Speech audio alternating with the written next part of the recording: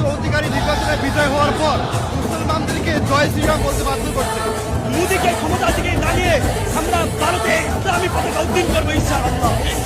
শুভেন্দু এবং নরেন্দ্র মোদী অতি দ্রুত এই আগ্রাসন বন্ধ করুন, না হলে বাংলাদেশের জনগণ সে গাজাতুল হিন্দের ট্যাক্স দিবে, ভারতকে স্বাধীন করে টুকরো টুকরো করে দিচ্ছে। সারা বিশ্বে আজ মুসলমানদের উপর হামলা করা হচ্ছে। আমাদের মুসলমান ভাইদের পক্ষে আমরা আছি, আমরা প্রয়োজনে জীবন দিব, ভারতের বিপক্ষে মুক্তি আমি লন্ডাজ করবো, প্রতিবাদ করবো। ভারতের নির্বাচনের পর আমরা দেখতে পাচ্ছি যে পশ্চিমবঙ্গের শুভেন্দু অধিকারী নির্বাচনে বিজয় হওয়ার পর উগ্র হিন্দুবাদীরা মুসলমানদের উপরে এমন আক্রমণ শুরু করেছে যে তারা ঘর লুট করছে, দোকানপাট লুট করছে এবং মুসলমানদেরকে জয় শ্রীরাম বলতে বাধ্য করছে।